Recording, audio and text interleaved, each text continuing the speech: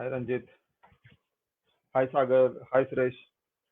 Let's take quick 5 minutes before we start so that everybody joins in. Hi Sanjay, welcome.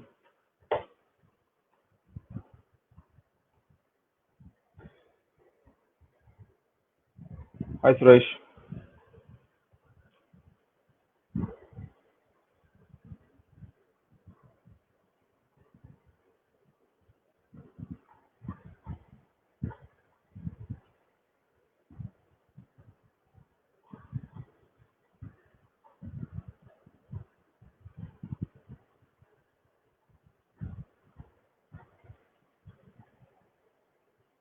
Hi Kuntal. Hi Mahesh.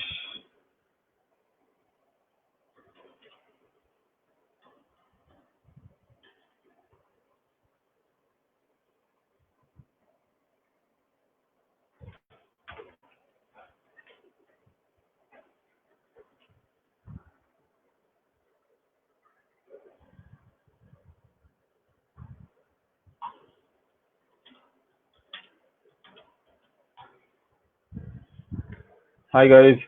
Hi Malay.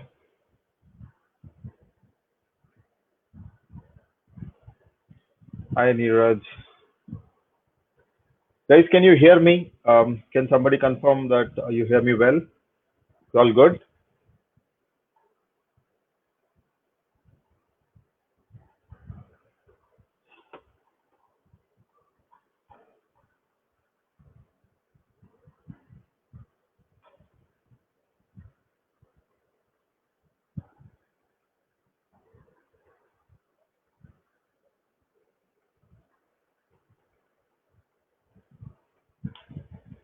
Thanks Ranjit. So okay, let's give a 2-3 minutes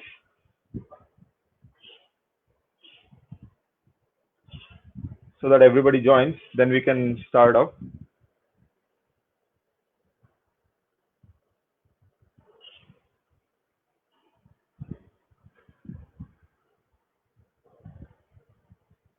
So guys, any uh, expectations or what do you think this live going to be?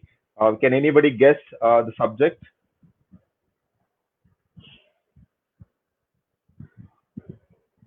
The whole point of not putting up the subject for the entire conversation wanted to keep it very uh, suspense kind of thing, but because this is my one of my favorite subjects. So any guesses?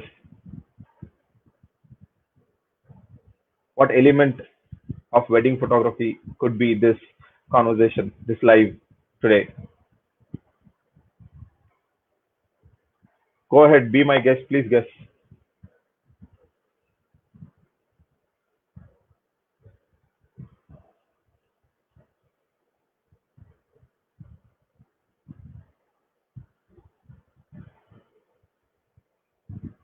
Ananta says it's a beginner flash photography.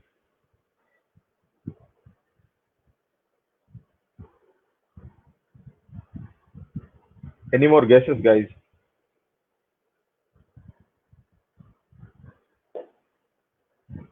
Wedding emotions. Wow. Maulik Solanki. Yes, I think Maulik is the guy who read the title of this live. I think the winner is Solanki. Candid emotions, lighting. Yes, bit of lighting, bit of emotions. More of emotions that I will be talking about. And yes, of course, it's candid. Of course, it will be light composition. So I think we'll wait. Yeah, capturing wedding emotions. Perfect, Sagar. Yes. I was wondering if people would really read the title when I started this live, and I'm glad, guys. At least few of them you did.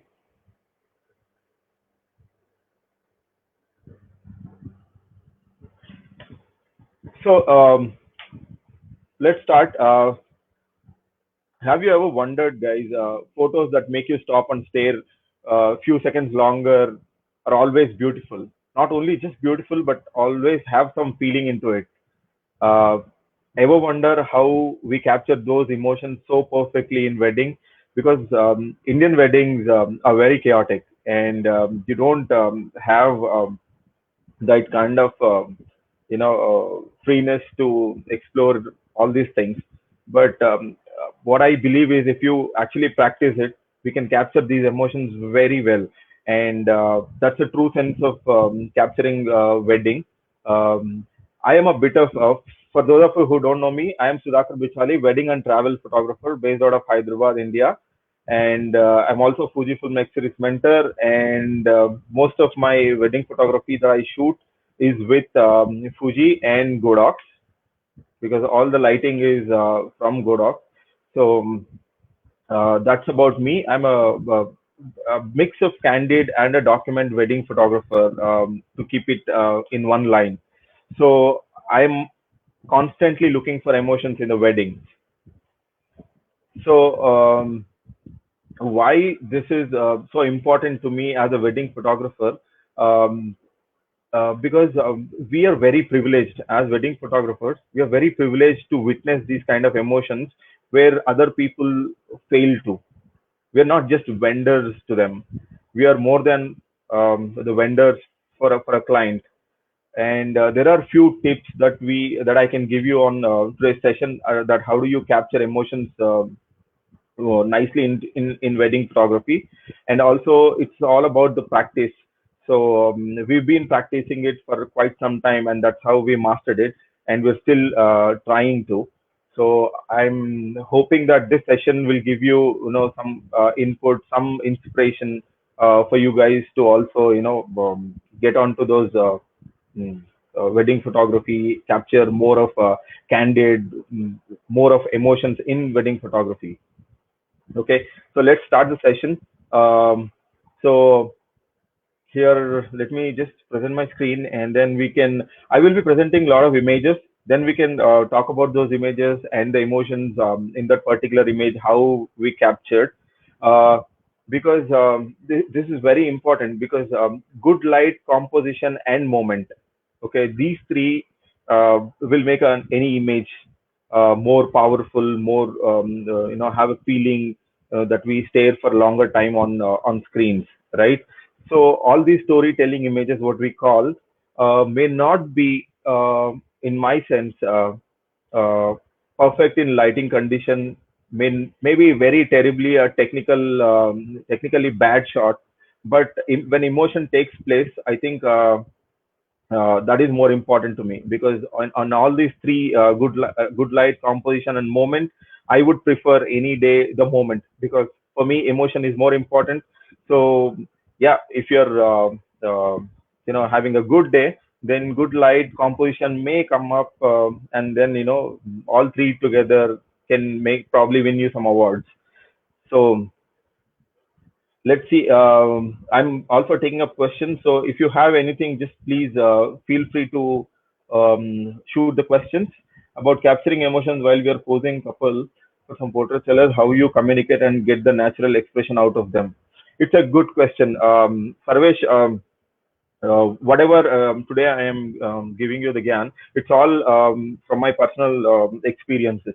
How me as a wedding photographer um, communicate with the client. Okay, it is not a one-day job. Okay, so right from client sign up, I will always keep the conversation going with the clients, and make a group, keep communicating with them, give them a lot of ideas, and take their ideas on how they want to get the photographs done, and make that relationship with the client.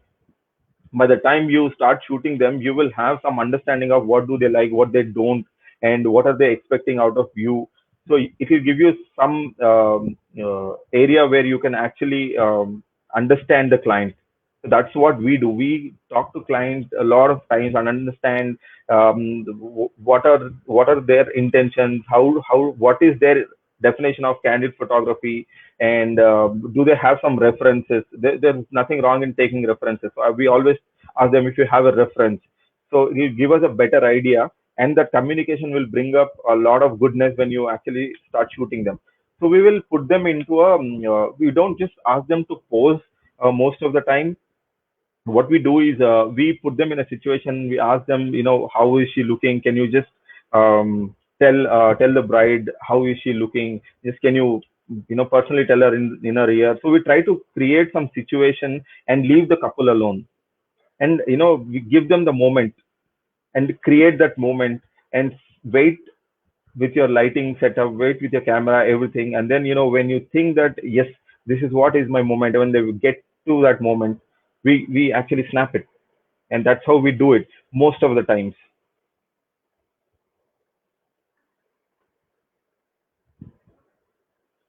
And so let's, Archana Sundar, what kind of lenses do you prefer? I always, it depends on what I'm shooting, but generally I will have 3 to 4 lenses. I don't use much more of the lenses, but generally I keep it to 3 to 4. Will be 35, 85, and let's say one ultra wide angle, because I come from a travel backdrop. Um, I prefer shooting wide landscape kind of pictures with the couples. So I would always carry a wide angle lens, and I will carry 2 or 3 portrait uh, prime lenses, which is of 23 f2, which is one of my most favorite lenses. And I either choose 35 or 50, or I would definitely have my 85 in hand most of the time. So these are my anytime 4 lenses that I will carry for a wedding. Let me share the screen.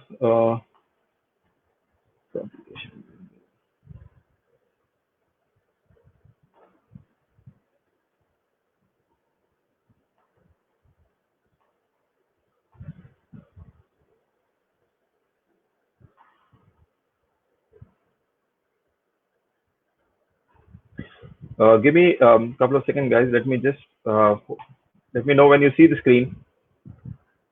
Um,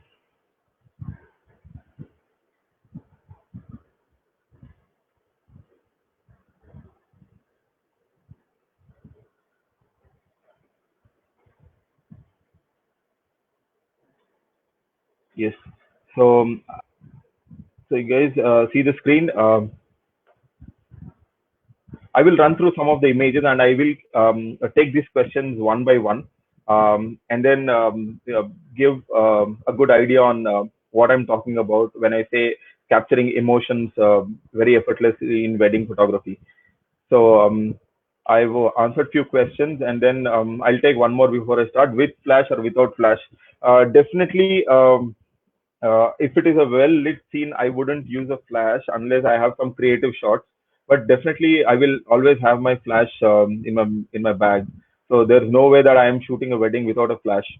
So I will definitely carry my 8200 and one extra flash, and some gels for any of the creative shot that you can think of. So survey, I've heard somewhere that before going on a wedding, should just remember that that it's their wedding and not your portfolio. What are your views on this? Um, Good question, Sarvesh. It's absolutely right. Okay, it is their wedding. It is not your portfolio making event.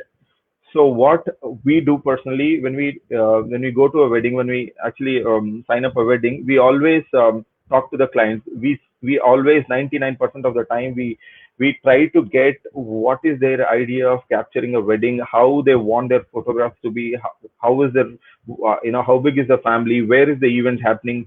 We do a lot of homework.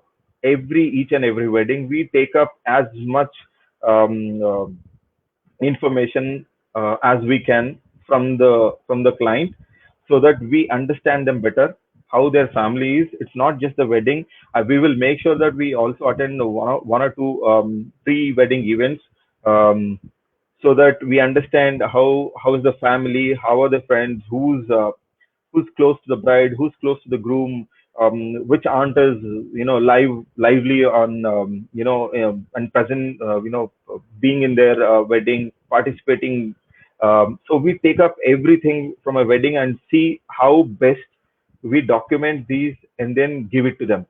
Okay, we will not ever go to a wedding having this perception that I am going to make this image for myself because my portfolio doesn't have this kind of image.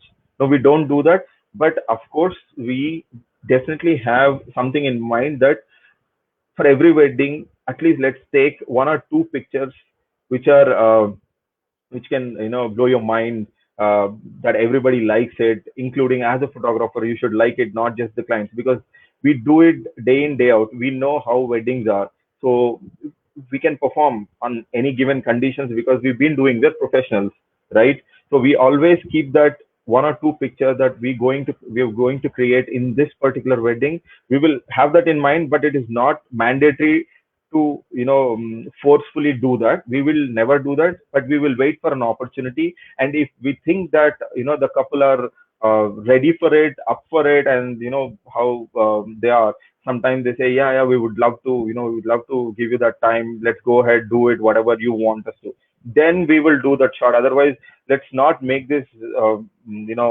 like you said, it's not a portfolio session for us. It's their wedding. It's completely, we give 100% to them, more than 100% for that matter.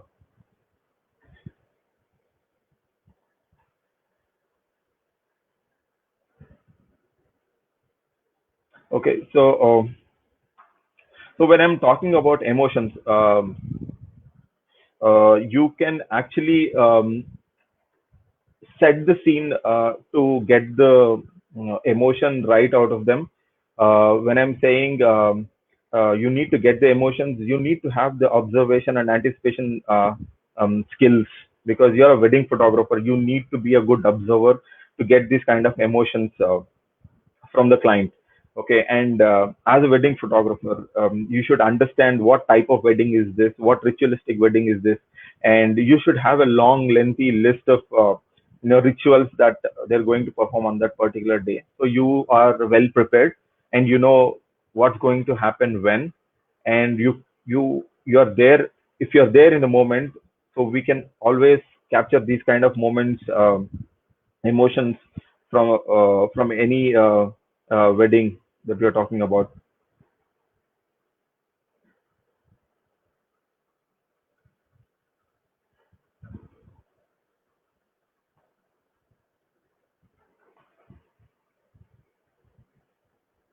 So, guys, are you able to see the this bridal image that on the wall? Let me know.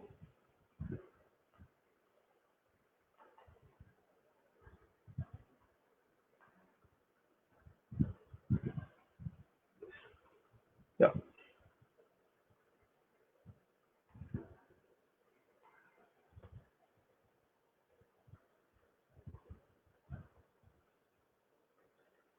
So, I hope that answer your question, Sarvesh. If you're having this problem when you mount a flash, when there must be two probabilities: either your flash doesn't support high sync, or you have to make settings in your cam. Uh,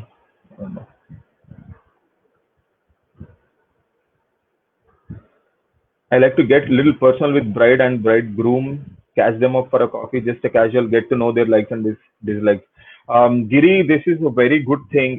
You can always, you know, initiate a conversation, or have a coffee meeting with a bride and groom always before the wedding, if you get time, because most of them they fly 1 week before the wedding or just 2 days before the wedding. If that's not the case, you should always ask the clients to meet up for a coffee, and have a the general conversation on how is this wedding happening, how is the alliance have come, or how did you guys meet. So you can dig up the entire story, as long as they're comfortable with it.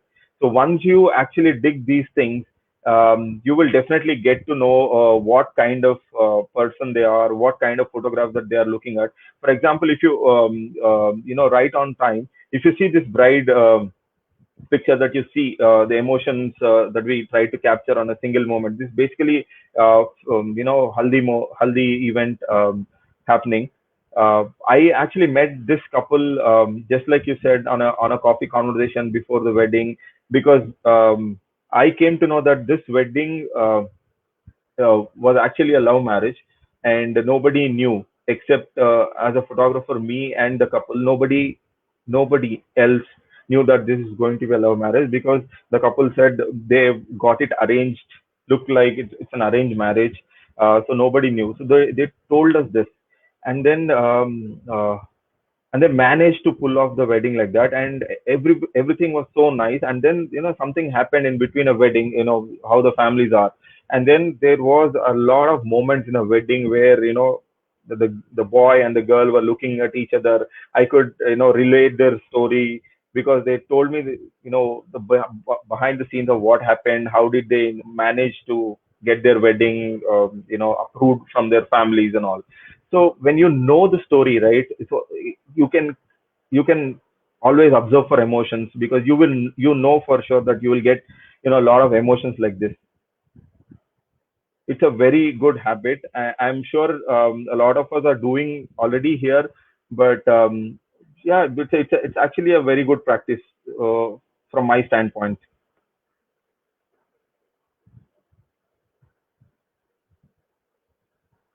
Creative candid photography. See, creativity, you will have to have a lot of practice, take a lot of inspiration. When you wake up every day, you follow the people, you have a mentor. Try to see different genres of photography. You can draw inspiration from a lot of things. You can have inspirations from your mentors, or somebody who you follow, somebody who you really love, or participate in a lot of groups, photography groups. You can start feeding yourself that creative thing, and then it's all about a practice. It's all about practice. Sometimes there's a question again, Suresh is asking, sometimes we do not get time to shoot proper wedding couple and single shots, hence during the ritual we have to cover it. Do you face such troubles in your wedding shoot? Suresh, this is for everybody. It's not just us. It's for everybody. This is going to happen all the time in Indian weddings. We always think of something. We prepare ourselves. We plan so carefully that we're going to do this, and then on a wedding day, it's all chaotic. You know how the weddings are, right? So yes, of course, we will have these kind of issues, but we always push bride and groom. We always keep them in loop, in conversations. We always run behind bride and say, oh, why don't you get ready earlier? Why don't you just start up your makeup session a little early, call up your makeup artist a bit early, and then try to finish up, and then try to push slightly push things from our end most of the time. And we try to get a minute or two. And what helps us here is, when we get into a wedding arena, right, on a wedding day, uh, we set up everything, and then we go on a scouting the entire location, and we pick up few spots, 1, 2, 3, 4, 5, let's say 5 or 6 or 10. Okay, we shoot with the phone, and then we say, okay, this is spot A, spot B, spot C, and so on. And then we have a mental preparation on the shots that we're going to shoot here, and this is going to be the pose, and this is how we're going to set up the light. We will take 20-30 minutes roughly and do this for ourselves. This is kind of homework for us. And then when we go there, and when we find time, we always have those shots. Let's say if we get time, if we plan 6 shots, we will execute all the 6 shots, and we're happy with it. When we, like you said, when you don't get time, at least try to take 1 or 2 shots. Tell them everything is good, just one shot, and then we can leave. You can always manage. So this is where your skills as a wedding photographer that needs to be on a top. You need to have a relationship with the parents, with aunties and uncles around, who will execute this wedding from their own perspective, from their own style, push it so that everything goes smooth, right? So if you have a nice relationship, you can always ask, just give us 2 minutes, we'll be there, because you know where you want to take the shot, you know how you want to set up the light, you know what is the pose. So all that you need is a minute or two. So what we do is we just push them to the corner and give them their space, ask them to do something, and then take that shot, and then move back to another place, if another the next place. See, if we can pull off that shot at least 1 or 2 out of 6, then I think I am past. I am done with my job, because I'm okay with it. If I get time, I will do the next four shots. Otherwise, we will have to manage in the entire wedding process somewhere. That's how everything we do. And I know this is not going to happen in each and every wedding where you plan for 10 shots and you will take the 10 shots. It's not going to happen. So we will plan for 10. Let's have two, three shots. I'm happy for it. And rest of the shots, you can still capture it while the wedding happens. That's the answer for Suresh.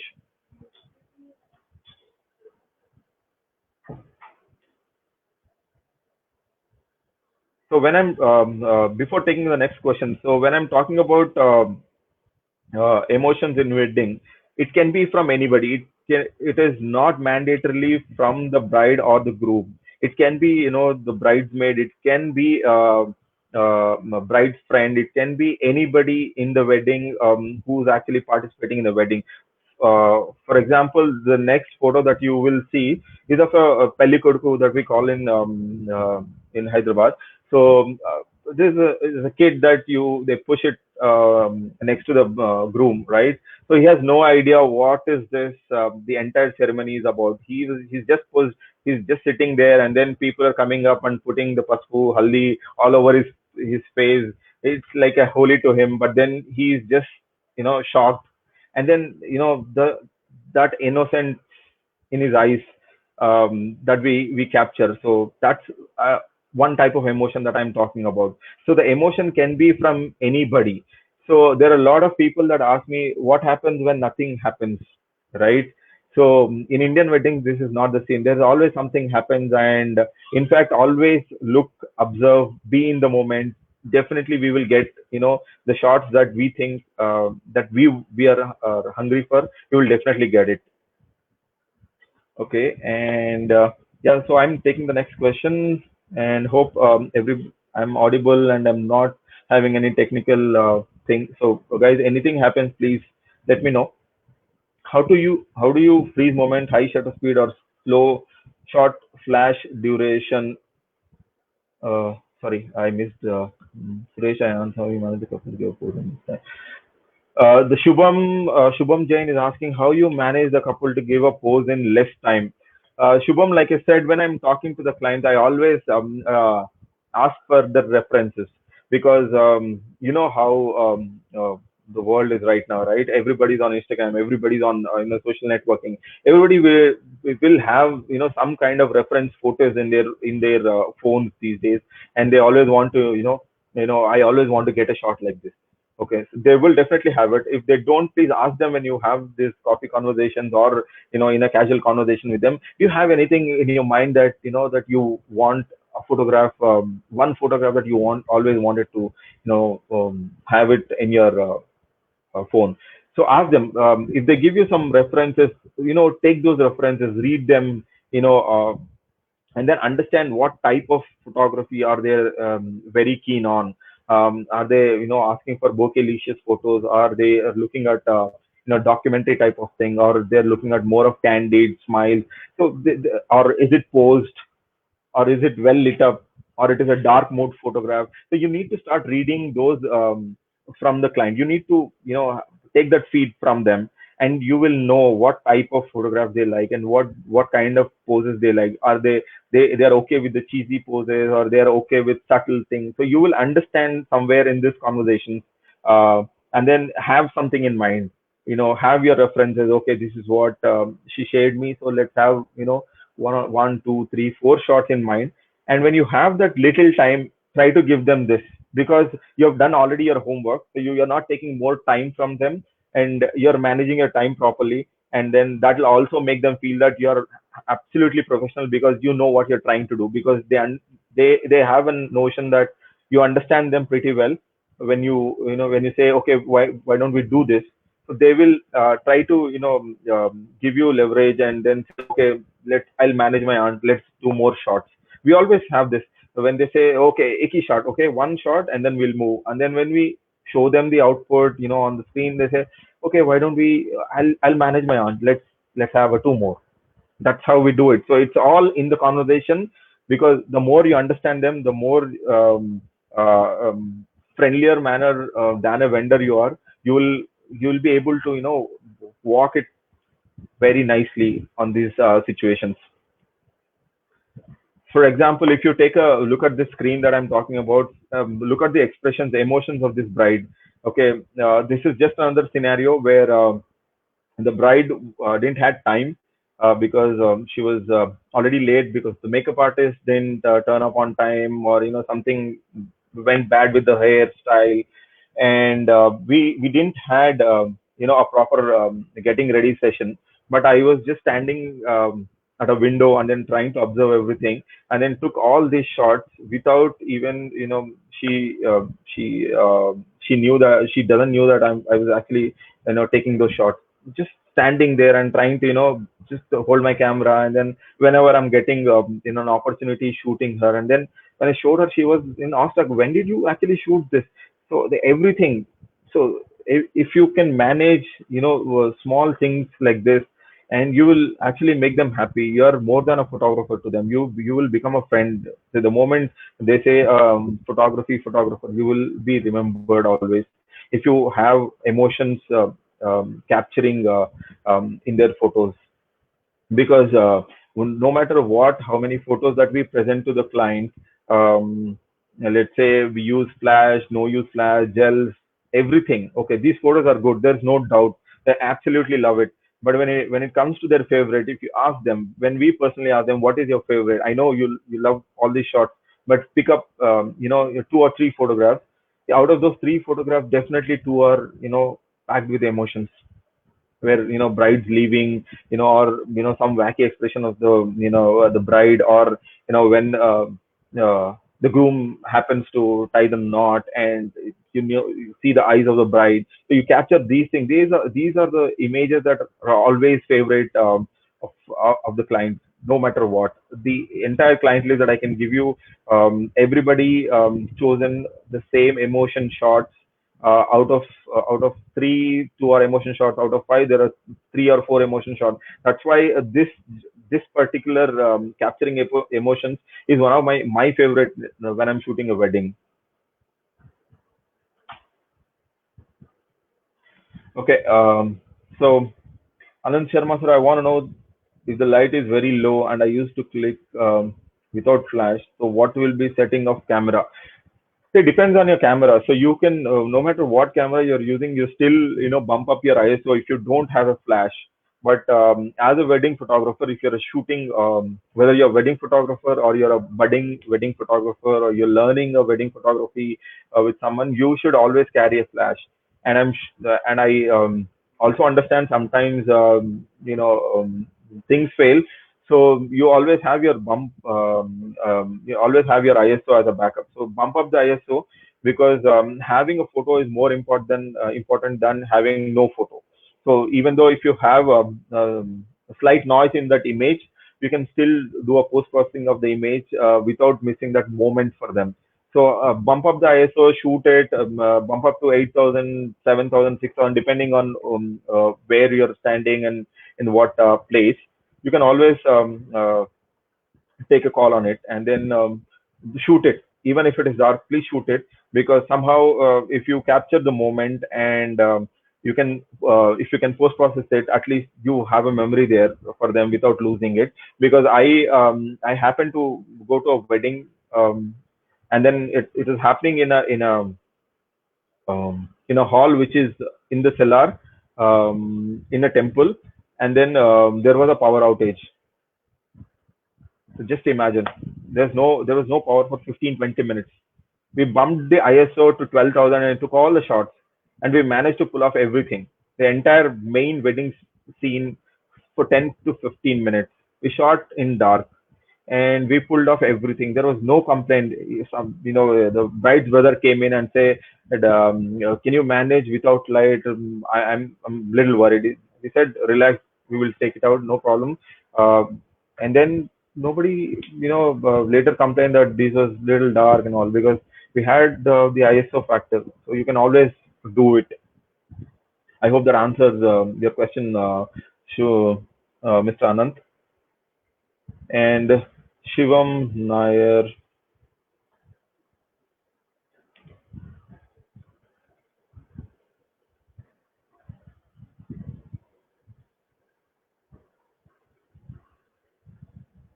Okay. Before taking Archana Sundar's question, so let me just talk about these images. I put in three images of the same bride in a single slide, uh, just to make you understand that emotions are of different types. Sometimes they're fearful. Okay, sometimes they are happy. Sometimes they are um, uh, uncomfortable in whatever the situation they are in.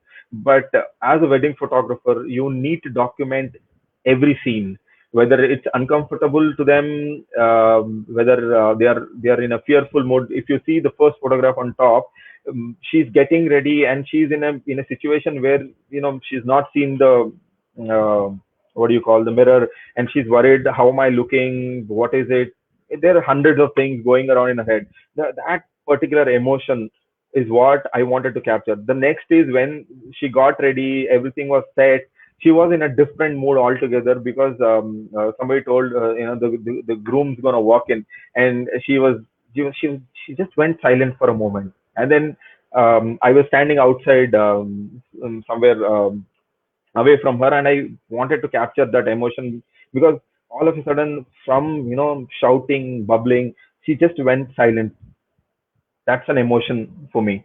And if you see the third image, the groom entered when where she got ready, and then they were having the moment. It was not directed, it was not interfered, there was nothing. It's just a moment, it's a storytelling sequence. What we call is a storytelling sequence. So from different emotions of a same bride, so capturing these is what I love about wedding photography. So I'm taking the next question from Archana. Should we have the camera settings in high continuous burst mode for capturing candid moments? Is it always necessary? It is not always necessary. Personally, I don't do the burst mode photography in weddings, unless there are one or two scenes where you think that you will definitely going to miss, like maybe Talambralu shots, or mm, when you're doing the tali shot, tying the knot. If you want to, you can still use the burst mode. But candid moments, I would say, uh, uh, see, for me, I don't personally shoot, because I anticipate, or I observe, and I listen to most of the time, and I try to be in the moment. When I'm shooting a wedding, I am in the wedding. I am not uh, out for even a second, emotionally, psychologically, anywhere. I am in the moment. So I personally don't shoot, but you can always use burst mode. But if you actually practice it, if you anticipate a moment, if you know that this is going to happen, if you understand what type of wedding you're doing, how is the bride, how is the groom, what is their reactions, you can take your time, be in the moment, and get that shot in one or two clicks, than in a burst mode, where you're actually shooting in a burst mode, and then tick, tick, tick, tick, tick, tick, and then you say, okay, एक shot to aaya hoga, okay, let's see in the post. That's not wedding photography for me, because we're not shooting sports, you're shooting people, emotions. So I personally like to shoot, compose, think, be in the moment. When you get a moment, shoot it. One or two shots, I'm sure you'll get it. But you can always practice, when having a talambraro or a tali shot, burst mode, and rest of the time, you can take your time, start understanding, then shoot it. Then you will become a better photographer than shooting in a burst mode. That's personally what I think.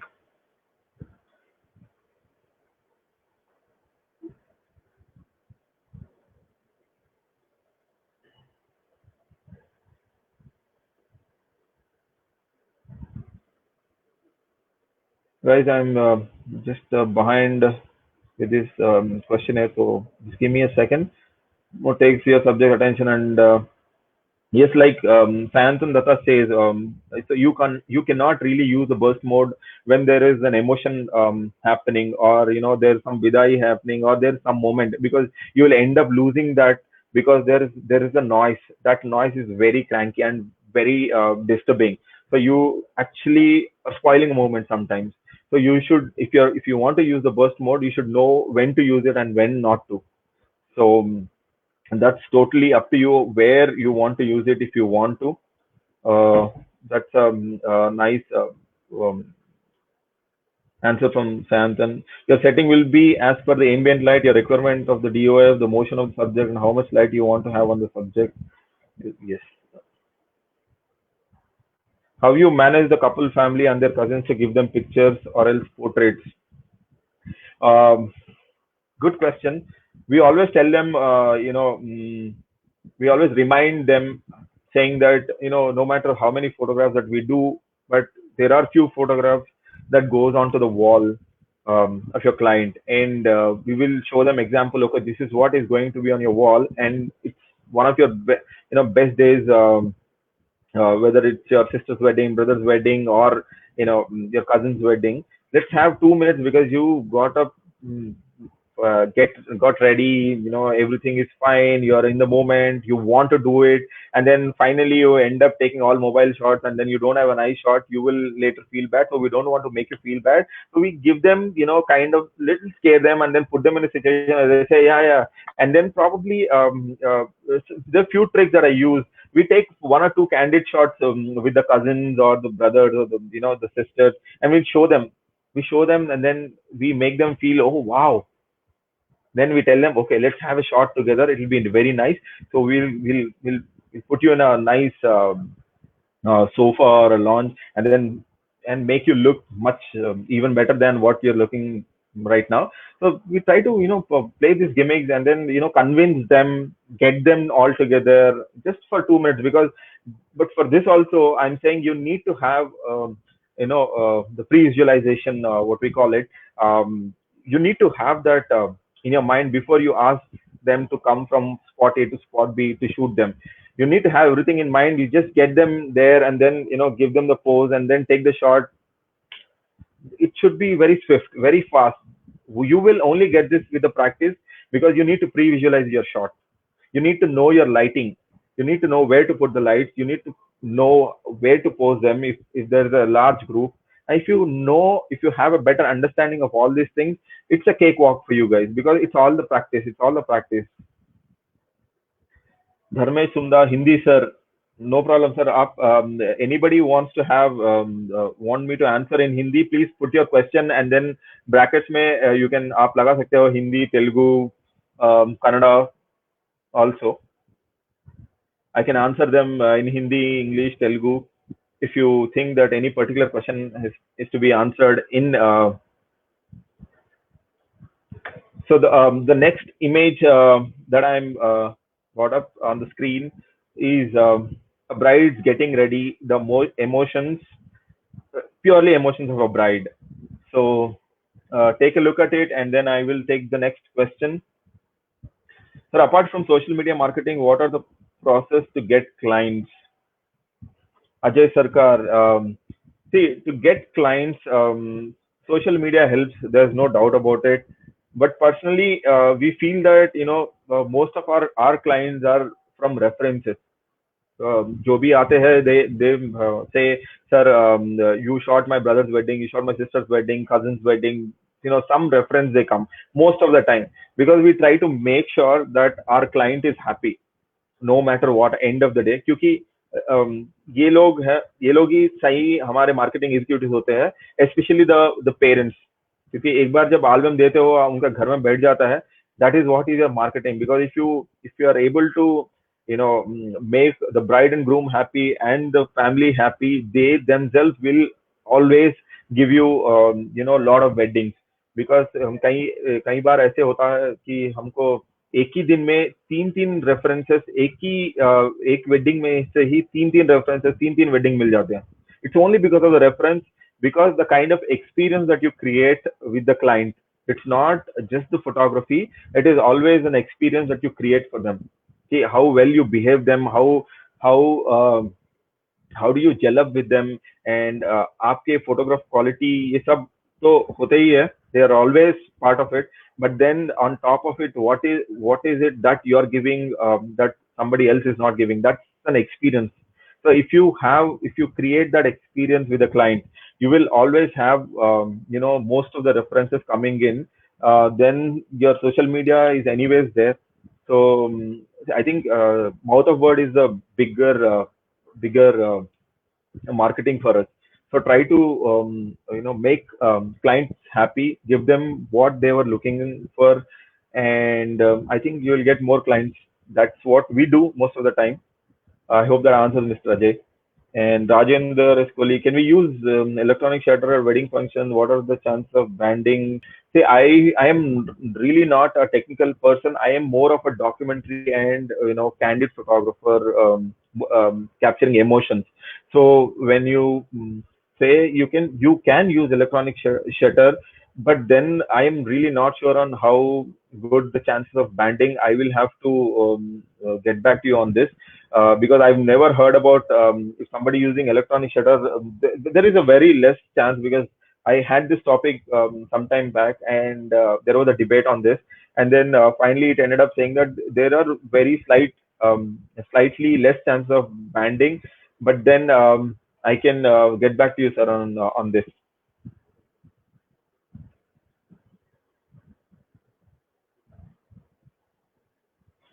Thanks, Suresh. In such cases, there are only two patients increase ISO, use prime lenses that biggest have problem. Thanks, Suresh, for answering some of the questions. I'm glad, guys. I mean, this is very interactive, and I see, there are a few questions were answered by, the audience itself. And thanks to one such person, Suresh.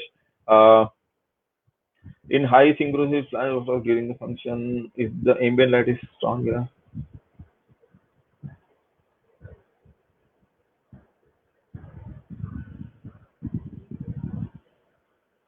So, so before taking the next question, so let's talk about the emotions.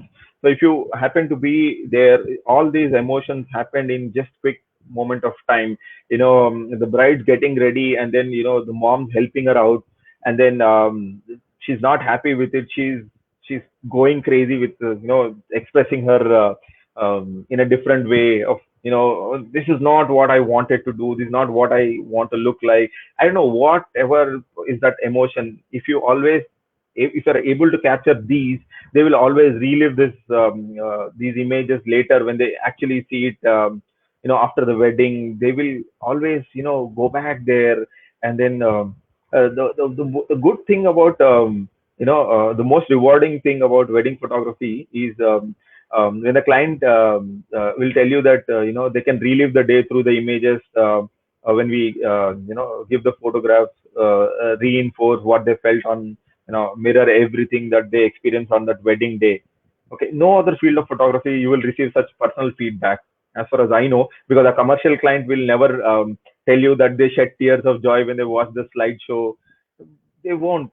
No, no, no, it never happens. So you need to be very people's person. You need to understand what he is all about, how their wedding is happening, and how their families are. So if you're able to understand, getting these emotions captured is pretty much very easy. We don't prepare ourselves anything special on a day that, okay, let's today I'm going to a wedding, I will take only the emotional shots. No, it's not like that. We will capture everything. Emotion can be, the joy, fearful, their happiness, their, the bride leaving the place, the father and daughter relationship. We capture everything. We don't plan these. We just go there and be in the moment. That's what we try to do, and capture these emotions.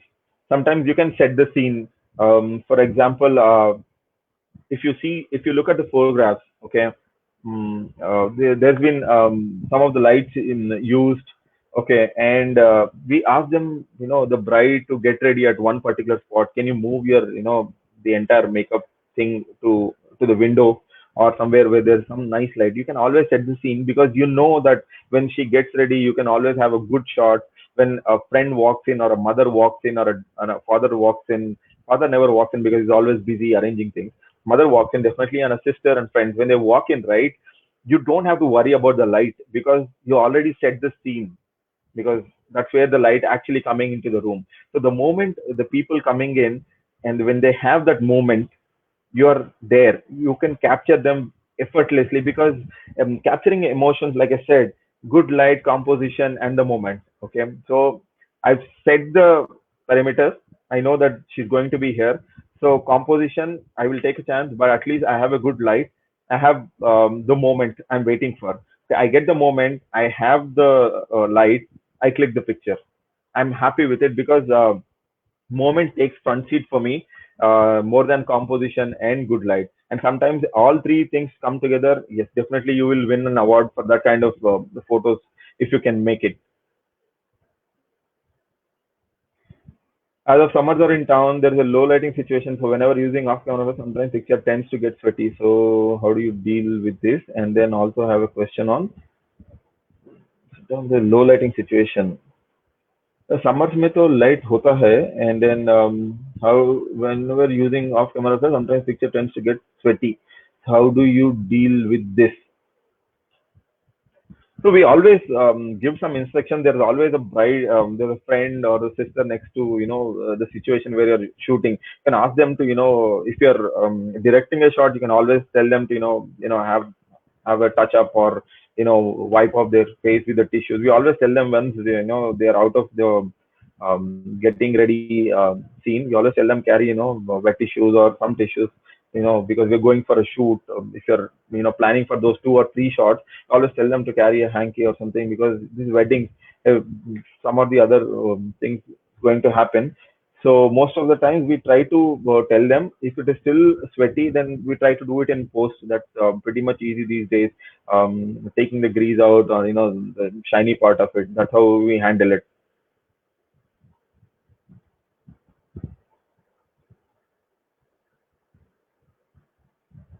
Is high-speed sync flash is necessary in wedding, and are the burst shots effective in wedding?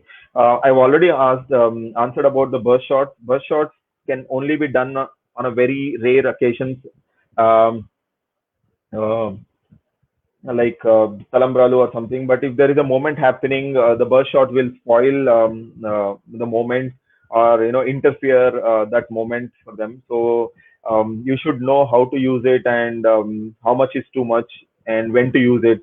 You cannot use it in churches, because church always have a problem shooting. They will always have these things. But in general, regular wedding, you can always use it. But you cannot become better by shooting burst shots.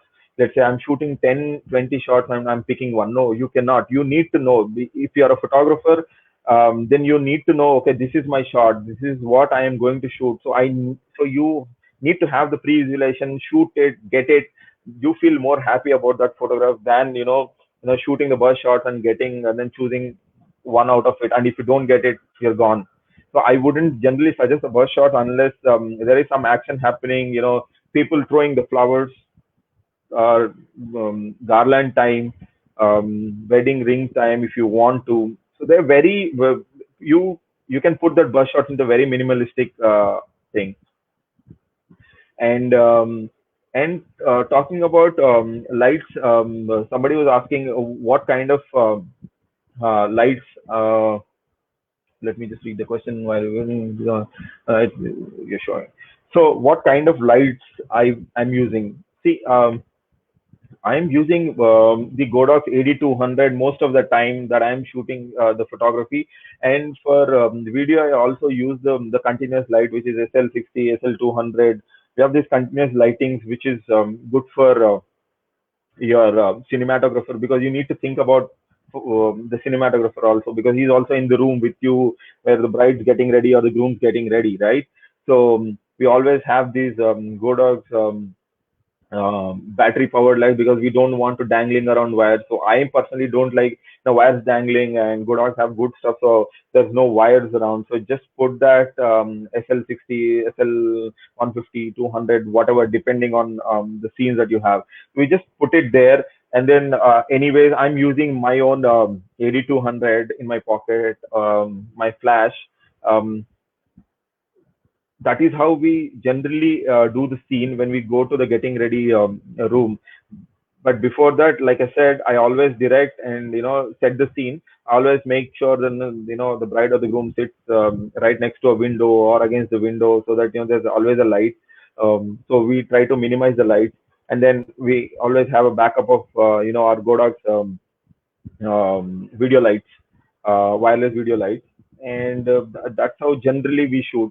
even in this case, there was a um, door right opposite to where she was standing, and then again we hit the light from the same window and then shot these scenes.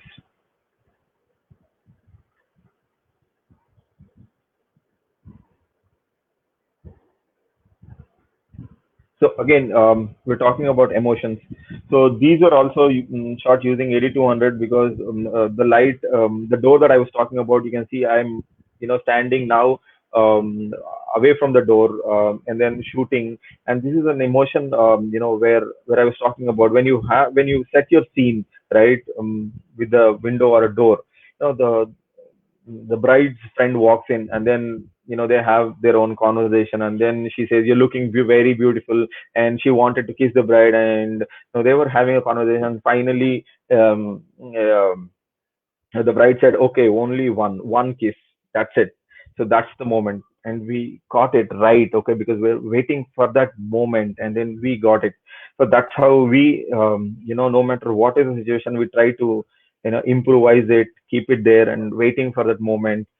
That is what generally we do it. So how do we make these things happen in general is start by being a friend. If you approach your job from the standpoint of becoming a caring, trusted friend rather than just another vendor, right?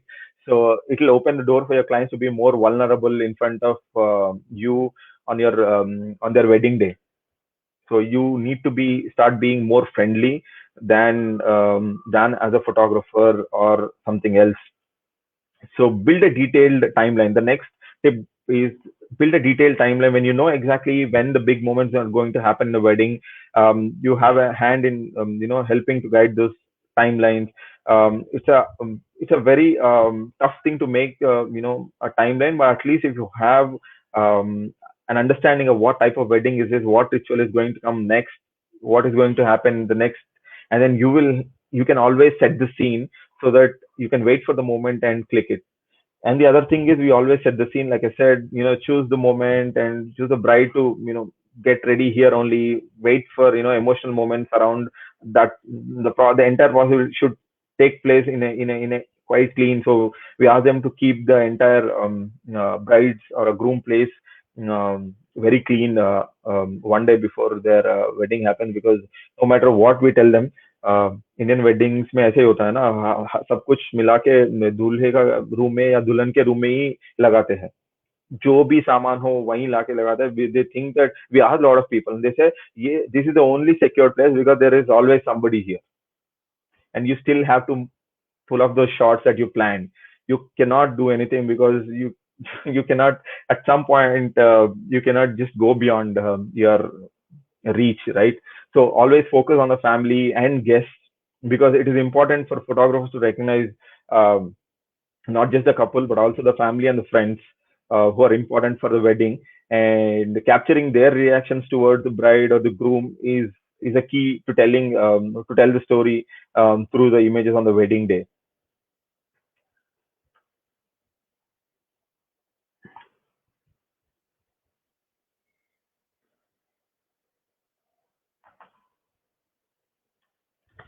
Like, see, I was talking about before. Let me take another question. Very effective dance. You also have to don't worry about staying in sync speed. Yeah, like Santan Datta was answering one of the questions. When can we use a burst mode? You can always use it in the receptions, or you can use it in the sangeet when there's a dance happening.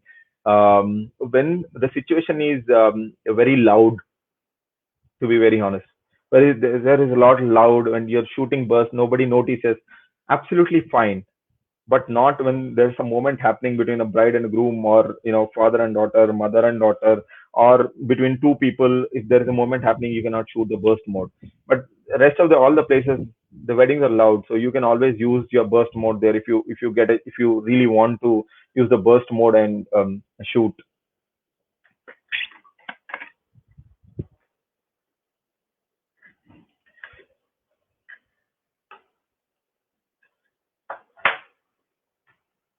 See, again here, we most of the time the images that I'm showing were taken only with a single light, and 90% of the time it is my favorite 8200.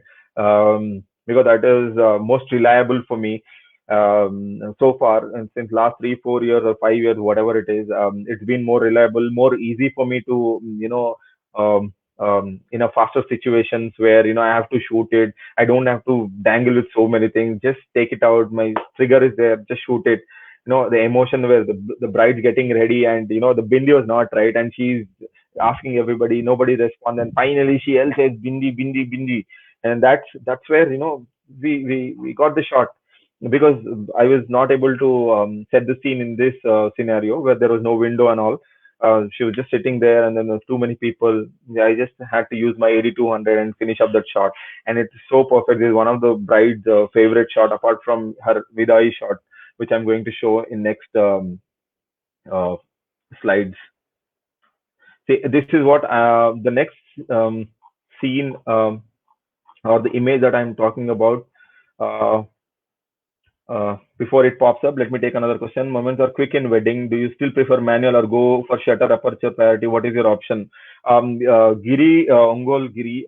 I think Nenu personal I think for me personally, I don't go in any other mode. I will always shoot manual because I want to be sure that what I'm shooting, and I want to control all the three elements. I don't want to. For me, it's like gear, clutch, and accelerator. Your shutter, aperture, and um, ISO, right? So I don't want to leave anything on automatic and then want to drive. I want to drive complete manual. I am a complete manual guy. So I would prefer to keep it everything under my radar and then direct it the way I want it. So I would always prefer manual. Um, any work and jobs. Okay, somebody's asking for a job. Yes, please, guys, I don't want to ignore this question. Any work on jobs, Path Studio, 777, Kamlesh Pandya. Sir, please, as budding photographers, or photographers that who are learning or want to get into wedding industry, I would sincerely request, if you're looking for a job, or looking for the second shooter, you should always create your portfolio and send it to guys, and you should explain them who you are and what you are, what you've been doing, and there is a way to approach people. It will make your job better, because anybody who wants to hire, they want to look at your work first. So no offense, but please always follow. If there is anybody that I want to, please explain them who you are, where are you calling from, and show them, give them the work link. Don't just bump on hundreds of photographs on WhatsApp. Create a link, create your portfolio, share them. That will have better answers, or for you to accept as a second shooter or jobs. This is just a quick suggestion. And then I'm talking about the next image that we shot. This is shot in a simple Telugu wedding which happened in Tirupati. This is one of my favorite shots because, like I said, when you're shooting emotions, right? Not necessarily these shots should be technically brilliant, and they may not be in perfect composition, and may not be right fall of light on the image. Doesn't matter, because moment triumphs, and these images definitely tell a story, right? So if you look at this image, there's my videographer who's shooting in the back, the framing not right, and everything is bad. But what's right in the image is the expression of the bride, and that's priceless for me. I don't want to let go that emotion, capturing that emotion. So I would definitely click these kind of images, and these are very simple. They are not very complicated, yet these will be in their favorite folders for sure, because when I give it to them, I will always have a feedback. What Give us top 10 photographs of your wedding that you really like, and or top 5 for that matter. And I always feel happy about people choose emotions as first place than a beautiful photograph. They will definitely choose a beautiful photograph, but if it has more emotion, then there's nothing like it. These are your winning or apart from social marketing, these are your winning images. This is what gives you more weddings.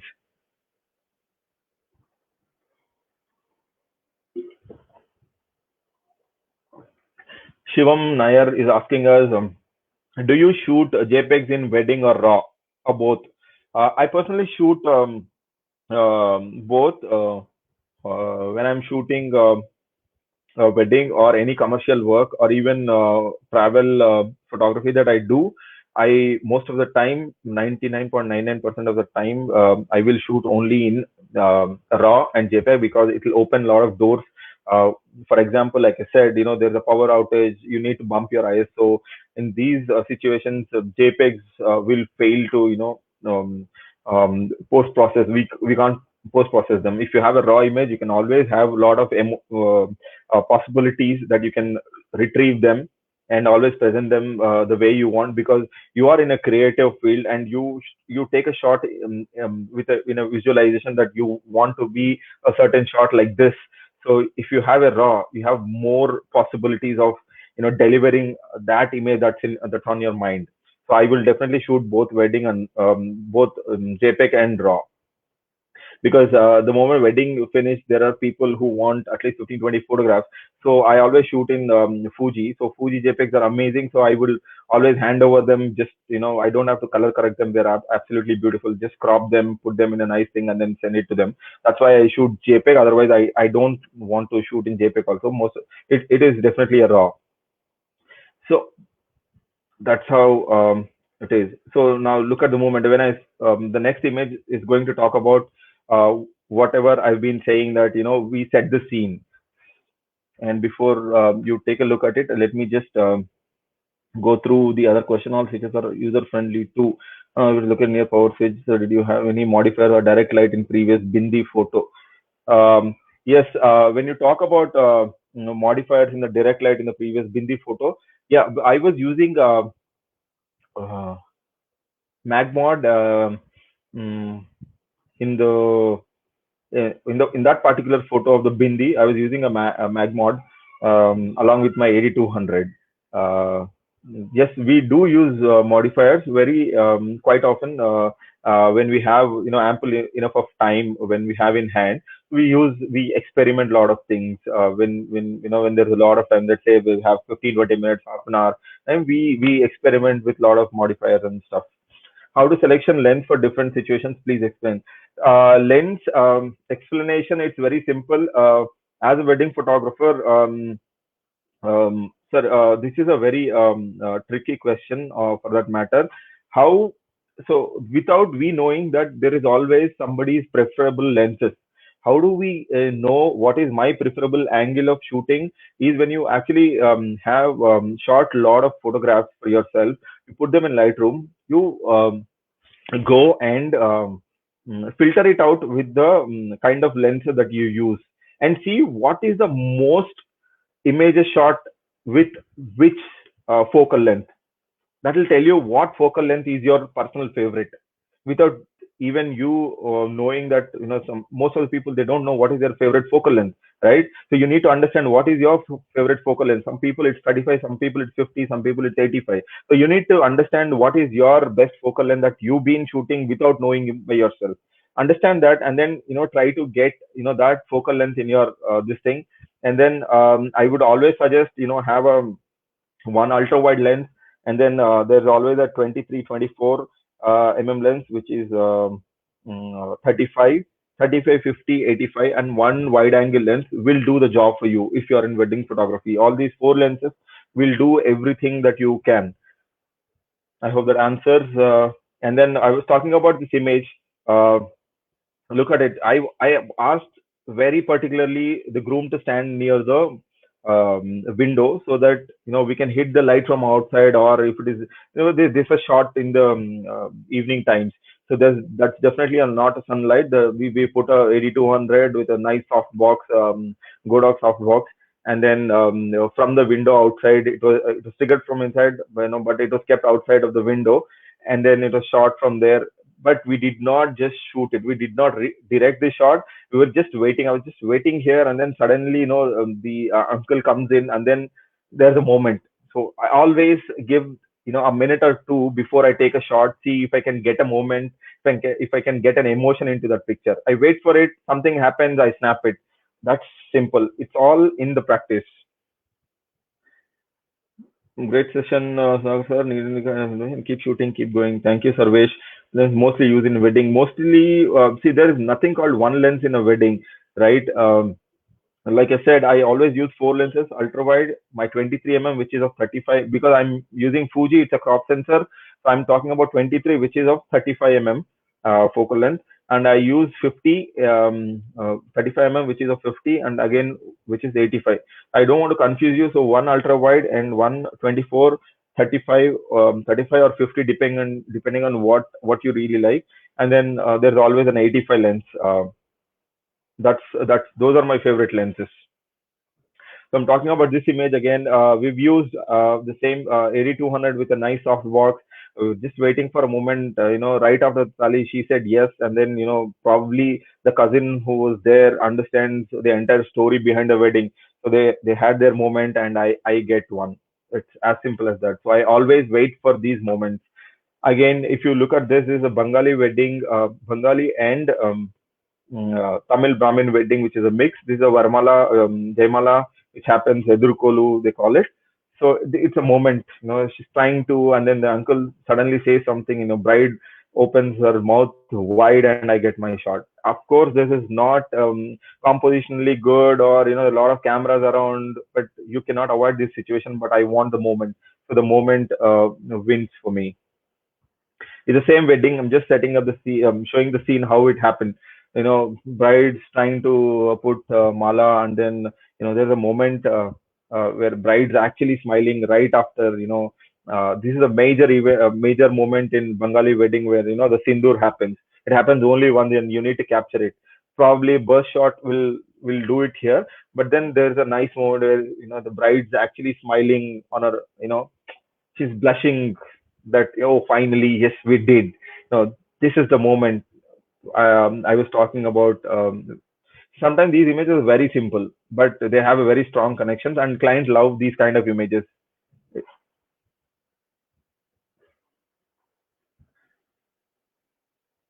See, we don't want to complicate any moments, so we just always have 8200s, on the stands, one on this side, one on this side, and then me or my second shooter, whoever is shooting with me, can always use. This is one thing, a good thing about Godox light here. I mean, anybody can use it. I'm switching off my, I'm taking the same shot, the trigger. He's using the same Godox light with another trigger. I'm switching it off. He's firing it, and I am firing it. I don't have to carry multiple, lighting. One good thing about it. So we carry only one set of Godox lights, and then we're happy with it, because the less we carry, the happy we are in weddings, right? So the moments. So all the images, we try to capture the moments.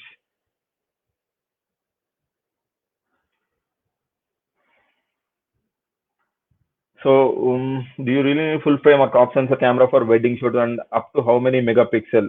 um, Rajendra, I don't use full frame anymore. I only use crop sensors, because Fuji doesn't make full frames. I use crop sensor, and I also use medium format sometimes to do weddings.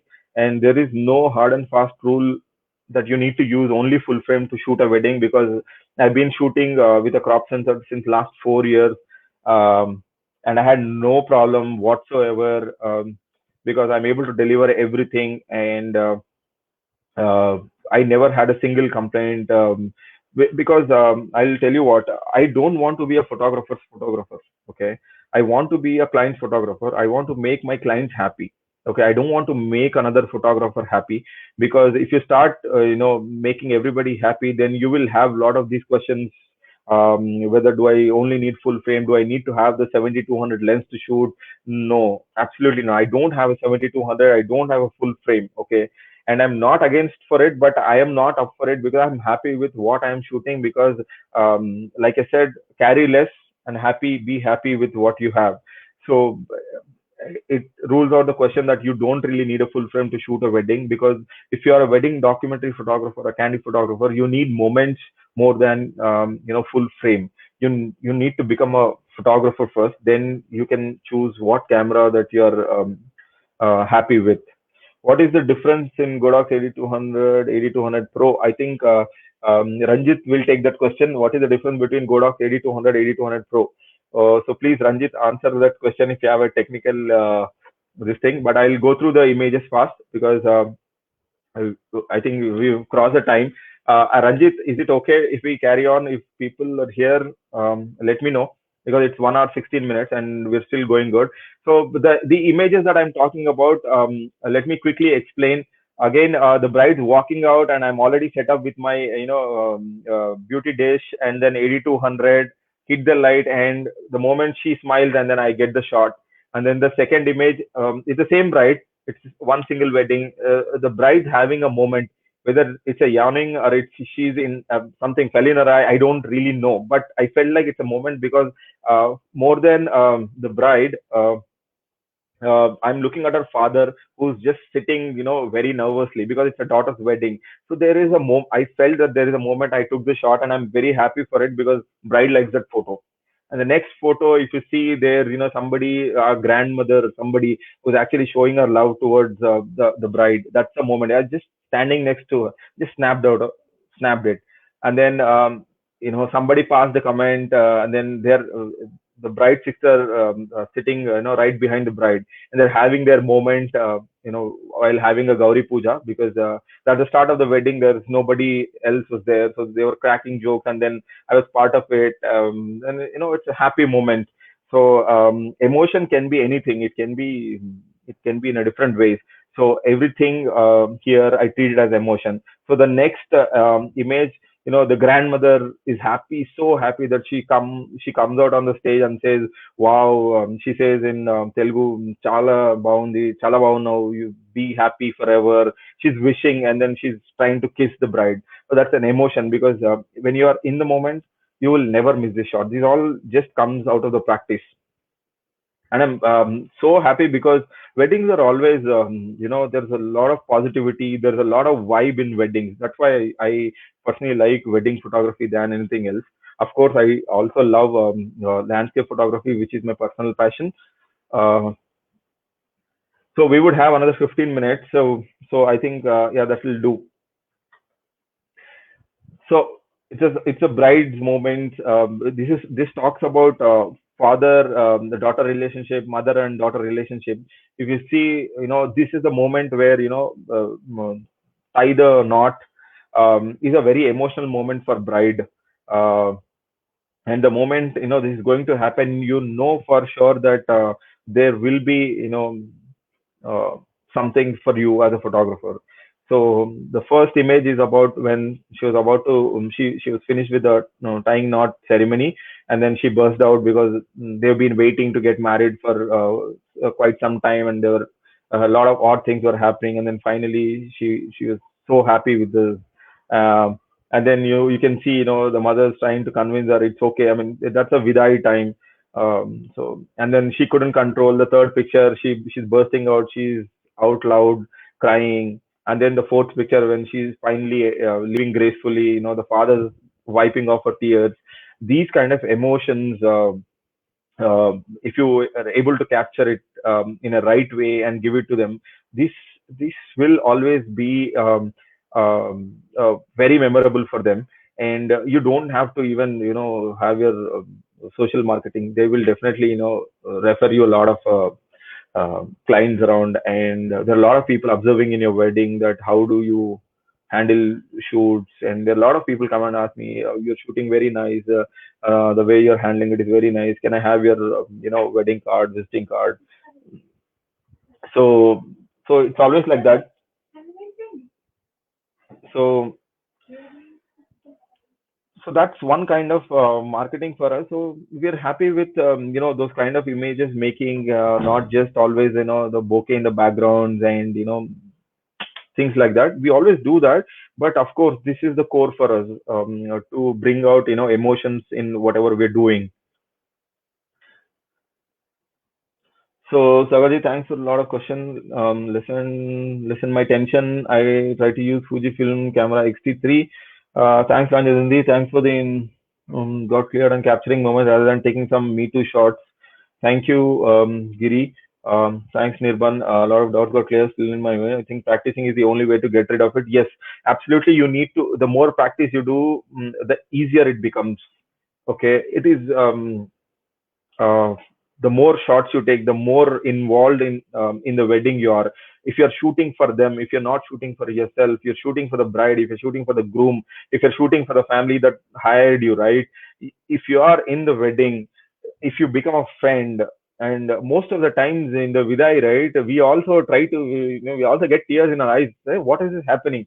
Okay. And it's kind of, when we think about it, very funny, but I'm absolutely in the moment, because I a lot of time you burst out because you are so close to them, and suddenly, someone's close to you is crying, and then you can't just, uh, so if you are a good human being, you become a very better photographer. So this image is, this one particular wedding. If you see, there's a groom actually having an emotional moment, because there are a lot of things happened in their family. So the first picture, if you see, the groom's mom is having an emotional moment right in front of the, right after the Kali moment. They're having a great moment between a mother and son. Okay, that's a very rare scene to witness. And then in the middle, the groom is actually holding the bride's hand after the tali and saying, "Thanks, I will do my best and keep you happy." This is what he said, and she busted out. And then if you see the next image, the last image, the groom is still, holding hand and saying, "I will," and she busted out. And these images always make you a better photographer. See, they may not be technically brilliant, like I said, they may not be good with lighting, but of course emotion always takes a front seat. So so so the, the if you see, all the pictures have emotions. So we make sure that we have a lot of emotional pictures in what we deliver. That's how most of the clients remember us. So it's all about the practice. um, Yes, Sauvik says, I really love what you said. Take photo for your client, not impress other photographers. Yes, absolutely, sir. I personally feel that you should not become photographer. You should become your client's photographer, who hired you, who paid you, a lump sum, a big amount to, make that wedding magical. So you should always help them get what they want, give them what they want, and make them happy. You are always having, a lot of clients around you, because storytelling images always evoke emotions when they actually see it later. Okay. uh, Sometimes they're uncomfortable, but you need to understand, you need to stay a little away from them, try to shoot silently, and then move away, give them their time to get out of it. And then when you document these things and present them later, they will be, oh, did this happen? Oh wow, yeah, I didn't. This is what most of the time we get it. So we always love these kind of images when we shoot. So so it's the same wedding. Okay, the previous wedding where bride was crying, and then everything happened within next 2 minutes. The scene changed. Now it's all laughter, joy, happiness. The groom kissing on the bride forehead, and they're playing around with those games. uh, See the images. Uh, it's a vidai, and then if you see the shot, they have all everybody around having an emotion, including the people from the background. They all in an emotional time. So you just silently get in there, and then put in your camera in a silent mode, take the shots and get out and give them the moment to enjoy, or live that particular moment. So immediately right after it, this is absolutely bad composition as long as I know. But I love this shot because it shows the relationship of a daughter and father. And then you show this picture, and trust me, they will again burst out whenever they look at this photograph. You know, that's a mother's hand. The next image, uh, this is right after Vidai when she's. Sorry, let me just bring it up. It's still slow. The connection looks a little slow. Hmm. Happens with me. Can we have your contact? How do you manage photos after shoot? Please go through this topic. We have very less time, Suman Rom, but I'll brief you about how do we manage photos. Okay, so we do a lot of backups. When we shooting on the same day, we do multiple backups in SSD in a laptop, and we still maintain those cards. We don't wipe out those cards until it goes to the if it is A wedding, then until the C wedding, the cards are still there. We will have a multiple backups until we go to the office, dump it in our server. We will put there, and then we will segregate according to the events, according to the short person, everything. We will have our own structure, and then and immediately cull the images before you move out of that wedding memories. We just try to cull them so that what you shot, what you want to give it to them, what you don't want to. So we will make sure that immediately within you attend the next wedding, we cull the images and then keep them ready for the editing. So this is again Bidai shot. So I'll tell you what. I had a flash, so I just went. I know that she's going to going in this car. So I went and then placed the 8200. Sorry, my flash, not the 8200. My V1 flash, and then I kept it on the driver's seat, the neck side. I just placed it and then came just standing almost for 20 minutes waiting for the shot. The bride came in and then she went, and then the moment happened when the mother kept her hand on the window, and then I clicked the shot. So when you anticipate, these kind of images are easy. So again, it's a practice. So anticipate the scene and have your lighting ready. Keep it on the place where you know that it's going to happen. This is going to happen. You take a shot and then you move out. So it's as simple as that. First time it may not be very simple. It will be very complicated, but when you practice it, you will get through it very easily. Hello, sir. Sir, yeah, I am sure I have answered most of the questions. If anything I left out, let me know quick. We have 5 minutes. We will wind it up. Again, this is a short when where Bidai is happening. There's an emotion between grandmother, daughter, father, mother. Suddenly the brother bursted out. The cousin brother of the bride, and then he hugged the bride and then started weeping very badly. And then that's the moment. You cannot disturb them. You have to make them more comfortable in whatever they're doing, whether it's joy or the painful parts of bride leaving. You should keep yourself at bay, and then observe things and anticipate and then shoot.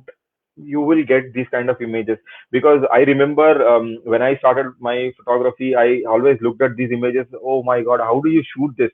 I mean, in middle of such chaos, how do you shoot it? And when I shot it for one, two times, third time, and then I was very not that good. But then I practiced it, and then now it's like a cakewalk for me. I know, because I'm going to anticipate that this bride's going to burst out, because she has a lot of emotional touch with the family. So I anticipate, and then stand somewhere, and then put my place where I know that this is where it's going to happen. Then I place the light, and then ask my somebody to help me out with the light, and then shoot it calmly, and then just leave. And I don't shoot in bursts, and don't shoot too many images, especially at Vidai, because I don't want to intervene or spoil the moment. So look at this image. This is shot with a simple single Godox flash, where the Vidai was happening, and then it was just the beautiful light and the emotion on the bride, which has won the award. And this is not yet out, but I've just put it for this thing. So you can always win awards if you have emotion in your photograph, whether it's bride, groom, or whether it's a pre-wedding photo shoot, or any photo. If you have an emotion, if you have that, um, uh, if you can bring out that emotion in the photograph, you can always win awards, no matter what. So this is what I was talking about, the good light, composition, and moment. So if you can bring all three together, sometimes it works out. So if you bring all three together, there's nothing like it.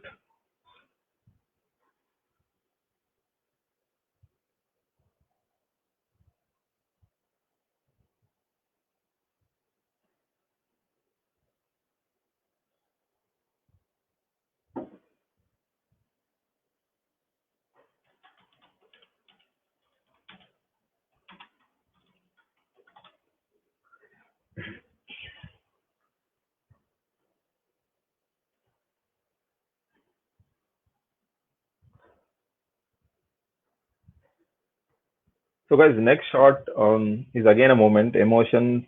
It's the same bride where I showed her pic while she was getting ready, storytelling images. The same bride, I never expected that she would shed a tear right after the Jilakara Bellam, but then the moment happened. So I was just waiting for a shot to. Was not prepared for this shot. I was just doing my regular Jilakara Bellam shot from the groom shoulder, and I suddenly saw she's having that moment. Okay, I just got it. It was just I was probably this time it was purely lucky because I was always constantly looking for emotions. This time I was purely lucky to get a shot like that. Really, this is beautiful. Thank you so much. Very helpful to move forward. Thank you, guys. Um, Fantabulous shot. Very time sticker coming out of the eye with regards. Yes, absolutely. One of our favorite shots. Um,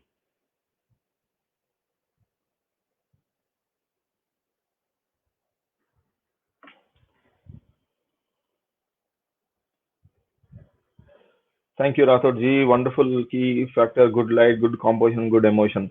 So, guys, my only simple funda to capture all these is I really love shooting weddings.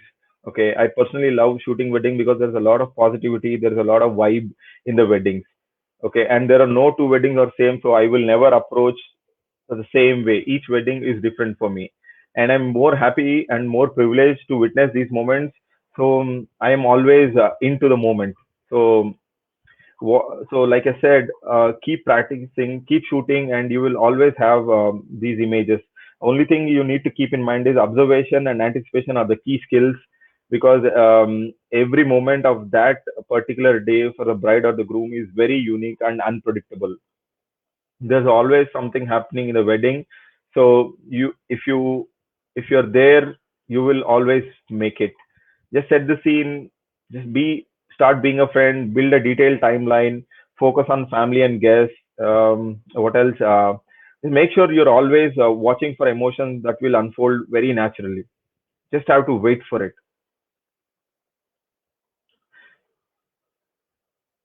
That's the some of the entire session. You got to keep your head in the game. That's the final word that I have to say.